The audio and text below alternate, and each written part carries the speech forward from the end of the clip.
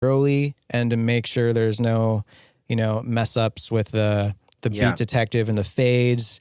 To really do it thoroughly, it's at least 2 to 3 hours for me, like to really get in there and make sure it's all good, because you can do the beat detective, but I find that I just do it in sections because it isn't perfect and you have to go through and check and make sure it's not. And sometimes it'll do crossfades in weird spots. It's not completely accurate. So you got to go through and recheck it anyway. So yeah, it's kind of a buzzkill on the project for me, but it's just one of those things you got to just suck up and do and I know you on. have to be thorough. There's no shortcuts in terms of that. And so like these things that take time just inevitably like there's only so much you can systematize it, and and at the end of the day, sometimes you just have to do the manual labor, right? Yep. Like, and suck it up. And it's a bummer because that could really, I'm curious about how you take projects on in terms of like, what does your calendar look like? Because I know like people that work with bands, they'll take a week or 2 weeks with the band and kind of work on a project and then wrap up and then move on to the next one.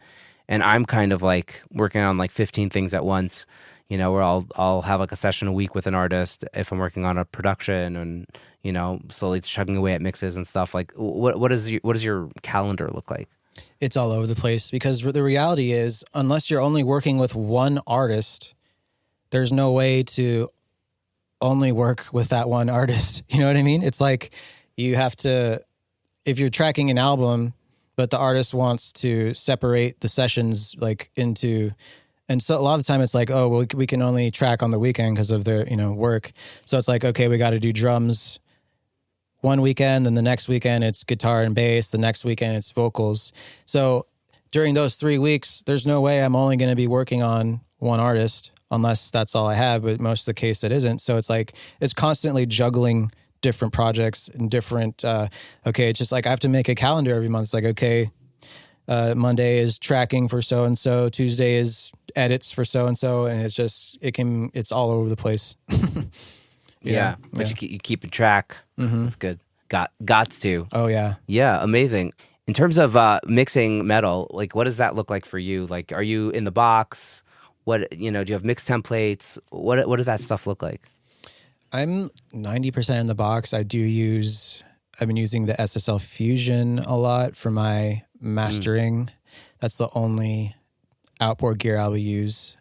But I'm mostly in the box, and I find that the Fusion really, like, it adds that analog 3D dimensional like weight. So it really, really helps, and I'm really enjoying using that. But yeah, I'm mainly in the box, and templates, I'm not like super crazy about them. Like, I'm not doing what Billy Decker does. I don't know if have you read his book? Okay. I haven't read his book, but I've heard him on a few interviews actually. Yeah. Yeah. I've been meaning, I actually reached out to him. Hopefully I'll have him on the show. Yeah, sometime. You got to get him on, because like the way he explains it is just so fascinating. But like the second he announced he was writing this book, I just immediately pre-ordered it on Amazon, because I was just like so fascinated with the way, like, to me, mixing a song in an hour, like before I started doing templates and whatnot and understanding this kind of system, I was like, that sounds crazy to me, because it's like, especially, does that include session prep and editing, and like it can't possibly include all that. So I was like, the fact that he does like a mix in an hour just blew my mind. But then after I read his book, I was like, okay, so he has someone else prep, he has someone take care of all that stuff, and then he like drags the files into his template and then he tweaks. So it makes sense, but I don't get that crazy. Like, my template isn't for every single track in the session. My template is basically like my effects and my buses and my mix and master chain. So I'll load that up, then I'll route everything, and then I'll have maybe like a few things that I'll always use on like kicks and snares and whatnot that I'll just have deactive. But it's like kind of half of what Billy Decker does. So I'll always import my routing, basically my routing and my buses. So that goes pretty quick, but I do find that it really speeds things up, and it's a great way to work. And it's not, in absolutely no way does it mean that every mix you do is going to sound the same. Like, that's ridiculous. It's your routing and it's your busing, and it just depends on what it's obviously so dependent on what is being delivered to you, you know? Yeah. Well, it's the source. Yeah, like you said, the source material is everything. Yeah. So I mean, I guess in terms of like, besides from the template, like, what's the first thing you do when, if you're mixing a song, let's say, that you didn't produce?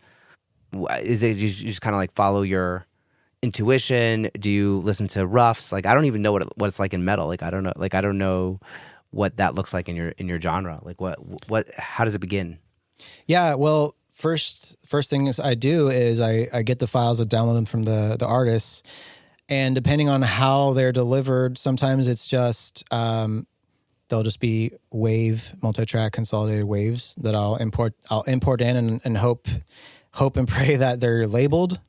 And if they're not labeled, then I'll go through and make sure I basically just prep the session, and that can take, depending on how well it's delivered, that can take, a few minutes to like a few hours. So if it's a big prep, then I'll just prep that day and I'll mix it a different day, because after having to like sift through someone's files and figure out what's what, and then clip gain, because sometimes like a vocal region will be like super fucking gained up, and then like kicks and snares will be super gained down.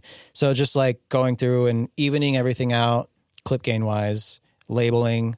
So it's a lot of prep. Sometimes I'll get sessions that are done that are Pro Tool sessions, and they come in great. So I just kind of pick up where they left off. But I do find that I do a lot of clip gaining and kind of just import my buses and my template. And so I'll just start with drums, make sure the drums are there. I'll bring in the guitars, bring in the bass, bring in vocals. If there's synths, take care of that. But I kind of it's pretty traditional how I mix it. Just like, everyone else, start with drums, then the guitars, bass, vocals. So it's nothing super crazy, but yeah, it really just depends on how it's delivered. So I always hope that, and I try to like, I made a video for clients, like how to prep and consolidate your multi-tracks for your mix engineer. Yeah. So I made a full video about that. So if like anyone is unsure, I'll just send them that video, because it comes up a lot, especially for new bands. So I just try to make sure that it comes in the most organized way possible.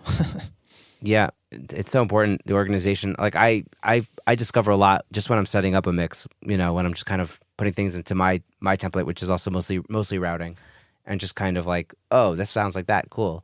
Like you kind of discover the song as you kind of put it together. That seems to be the case for me, at least. Yeah, in terms of like vocals, like metal vocals, they could be so weird in terms of like tonality. Like, I don't know, walk us through like I don't know, maybe the craziest vocal tone that you've done. Like what would the processing be like in such a situation? Well, if I'm producing, like I like to track going into Pro Tools with pretty heavy compression, because the reality is, it's going to get compressed again and again. So I just like to hear it going in like kind of pre-baked. And I recognize too, like the artists, when they're tracking, they kind of prefer to hear it a little bit more, a little bit more compressed. So like they're not having to project as much. So I'll compress with, use the Purple Audio MC77, the 1176 version. I'll just compress through my Avitas MA5 into the 1176. Usually for metal, it's SM7 is great. So I use that 99% of the time. And that's like the chain, and it works great. So get that going in, a nice like fat waveform. And then during mixing, there's a plugin that I absolutely love for metal vocals. It's called Gain Reduction by Joey Sturgis Tones. I don't know if you've heard of that one, but I've heard of Joey Sturgis Tones, but I haven't heard of Gain Reduction. It's like you slap it on and it's pretty much done, because it's such an extremely like gritty, fast compressor, and it just brings the vocals so like aggressively up in your face. And I often like, it's too much. So then I bring it down, and then like once you bring it down and like EQ it a little bit, it just sits perfectly. Like I very rarely find myself having to do any vocal automation when I do that. Like, that's always the goal. Like, because let's face it, like with metal, there's not a lot of, unless it's like a melodic vocal, for the screaming parts of metal, there aren't a whole lot of dynamics. Yeah, there may be a little bit, but most of the time, like it sits pretty much the same in the mix through the whole song. So it's just like, I like to really compress it heavily. And this plugin just adds this really awesome grit and bite. So I'll use that. And then I just kind of let it sit there. And if I need to automate it up, I will. If I need to bring it down, I will. But most of the time, it just sits very, very beautifully across the mix. That's amazing. It's so interesting the way you say like the no automation thing for the vocal. I feel like with like a lot of mixers in a lot of different genres, automation is like what eats up a lot of time. Yeah. In terms of the mix. And it seems to me from like what you're saying and from also other people I've interviewed who work in the metal genre, it's like it seems like what takes up the most amount of time mixing metal is that puzzle of like getting everything to kind of punch through at the maximum volume, like that, or maximum apparent volume at least, you know, through all getting those transients to sort of come through, and the mastering chain and all that stuff. Like that seems to be where the magic is at in terms of like metal mixing. Yeah, absolutely. I mean, with pop, like with really dynamic melodic vocals where there's a lot of nuance and a lot of up and down in, you know, in dynamics, like of course, then it's all about the automation and setting it and lifting that vocal just to the right place. And a lot of the time, if the performance is, even if it's compressed on the way in, if the performance is very dynamic and expressive and has a lot of emotion, then it's going to require a lot of automation to keep it like kind of beautifully up in front. And I mean, often, you know, with pop, like there's parts and verses where, you know, like Mariah Carey kind of stuff, for example, it's like, it's really, really like dreamy and it's like that high frequency, but you know, the dynamics are there. So like automation is always needed, you know what I mean? So with metal, like the vocal is so extreme and it's always the same, velocity and aggression, and like most of the time throughout the song. So it's actually really easy, in my opinion, to get a metal vocal like sitting where it needs to sit. Like you said, the hard part of mixing metal is getting all of the little individual pieces of the puzzle to fit up against that brick wall of a master. That's like, it's so hard. It's really hard. But that's, once you get the sweet spot and you figure it out and you do it enough, like it becomes kind of second nature. But that's the thing, like depending on what you're getting, the raw files, and depending on what is being delivered to you, that changes that whole process. So you might need to spend more time giving the drums where they need to be. You might need to spend more time with guitars. It just depends. But if you're lucky enough to get really great recorded files, then it goes pretty quick. So yeah, that's cool. But going back to the vocal, kind of crazy vocal tones, you think like most of it's in the source, or are you able, like, are you strapping on like I don't know, I'm talking about like the throaty, like really crazy screams, like is there anything else that is done after the fact to kind of like help those things really feel bigger than life, or it's just about like the source and compression and EQ? I think it's everything, because it's really important for the source, like the singer has to be great. Like I think a lot of the time people are kind of assume like, well, it's just a metal vocal, so just scream and do your best and it'll be fine. Like not necessarily. Like you might be able to hide behind a bunch of distortion and compression and whatever, but still at the end of the day, like you have to be good at what you do vocally. Like a great example of what you're asking about is there's a band called Lorna Shore. They're very popular right now in like the deathcore scene, but the vocalist has all kinds of different vocal styles. So he'll do like